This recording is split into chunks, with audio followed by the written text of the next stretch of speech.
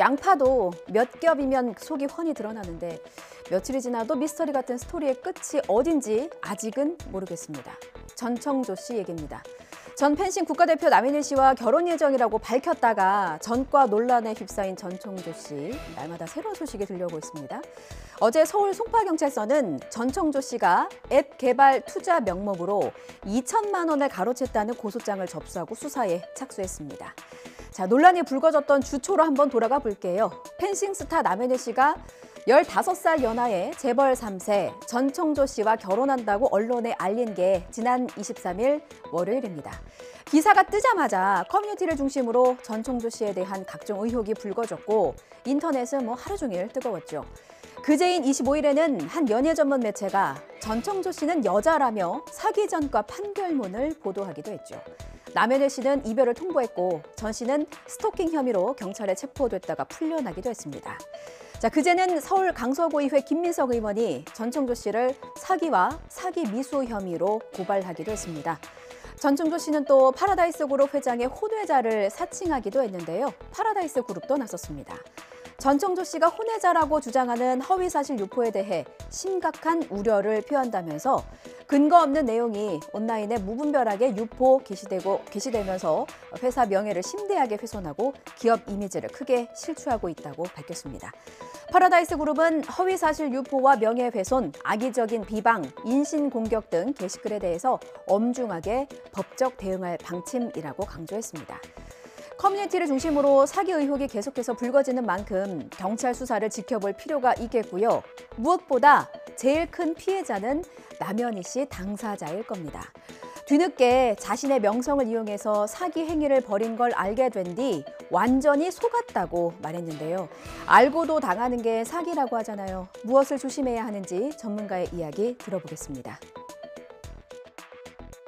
가장 중요한 건 이 사람이 나에게 지금 뭘 요구하고 있는가. 그리고 이 사람이 나에게 다른 어떤 정상성에서 벗어나서 이제 이렇게 좋은 게 있어, 너 줄게라고 하고 있는 그게 어떤 과도한 어떤 무엇이라면 그 순간 조금 멈춰서고 그리고 금전의 이야기가 나올 때는 귀에서 이렇게 비상벨이 조금 울려야 된다. 박유하 세종대 명예교수입니다. 10년 전에 이 책 한 권을 냈어요. 제국의 위안부라는 제목입니다.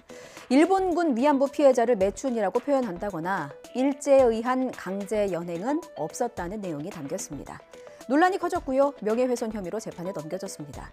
어제 대법원의 판결이 있었는데 무죄 취지로 파기 환송됐습니다. 학문적 의견 표현을 명예훼손으로 인정하는 건 신중해야 한다는 겁니다. 학문적 표현의 자유, 어디까지 허용해야 하는 걸까요? 시민단체들의 반발도 예상되는데요. 대법원의 판결을 정리했습니다. 홍민기 기자입니다. 일본군 위안부 피해자를 향해 일본군과 동지적 관계에 매춘이란 표현을 사용하고 일제에 의한 강제 연행은 없었다고 주장해 각계 비난이 쏟아졌습니다. 2015년 11월 위안부 피해자의 명예를 훼손한 혐의로 재판에 넘겨진 박 교수는 1심에서 무죄를 선고받았습니다. 하지만 2심 재판부는 검찰이 기소한 35개 표현 가운데 11개가 허위 사실을 적시한 거라며 벌금 1,000만 원을 선고했습니다.